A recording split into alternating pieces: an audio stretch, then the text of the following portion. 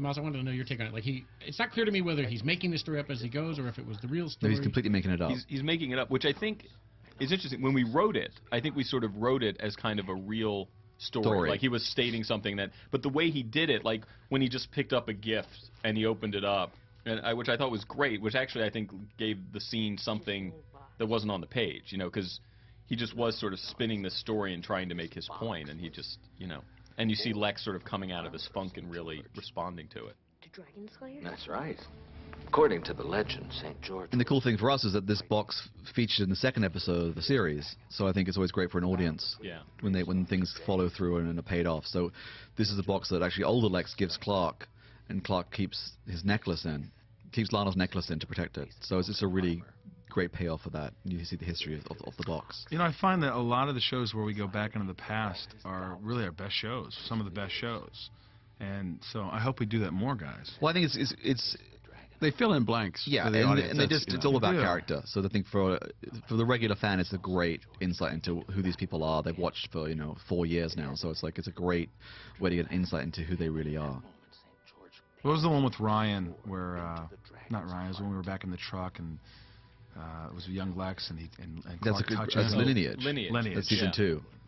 The Day of the Media Show. Exactly. You see the bargain that Jonathan made with Lex, and I mean with Lionel. That's really fun. As the boys had a relationship, even then they were. Yeah. Right. And you directed that as well, right, Greg? Yes. Here's a great thing with Lionel's eye. It looks almost like got a cataract. Yeah. The light goes right through it. It's really bizarre.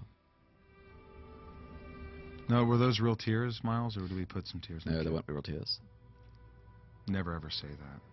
Well, actually, we put some stuff in the kid's eyes, and it made him really cry. Almost burnt his eyes. So you tortured the child. Nice transition. Really nice. This is the worst angle ever. Why? We never showed Michael. Oh, please. But I do kind of dig the Who Wants to Be a Millionaire podium that Garner's standing at. The interesting thing here, we had a lot of doubles. Because we didn't want to take people out of the water once or twice, but we had 2 Clark double and a Lex double who are in the water a lot. Morris, I love Morris, my stand-in, my double. He's fantastic, complete trooper. They were in the water for like 2.5 hours. They came out like complete prunes, completely green. No doubt.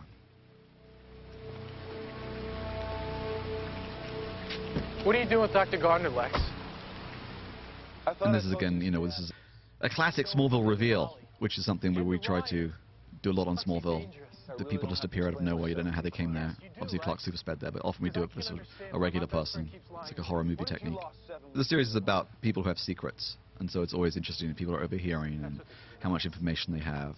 And then you don't really know how much information the other person just got. So it's an interesting technique. And this is an interesting thing, actually. But before I went to direct this, Ken Horton, you called me and said that we've got to be very careful with Clark's attitude to Lex here. That the Clark isn't pursuing Lex, and he can't be too aggressive because he's doing it out of care.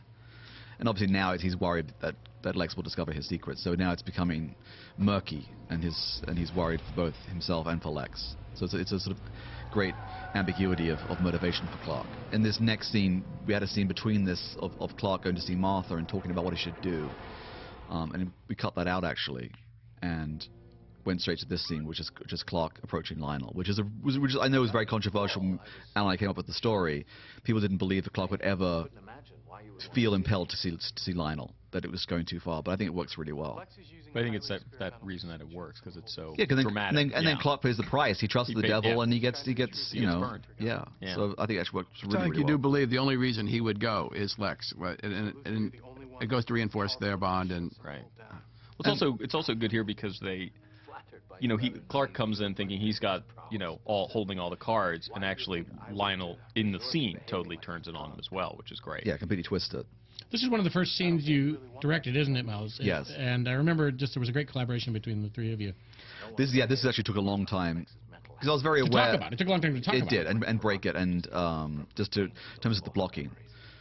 Because the interesting thing for me, just as a first-time director, was the preparation in terms of just having an idea before you go in to a scene, so you can say to the actors, "Oh, I want you to stand there," and then it can emerge from that and change and become a collaboration. But you have to go in with an idea and a plan. And sometimes it's the funny little details that both hang you up and then become a central idea, like what was Lionel going to do with the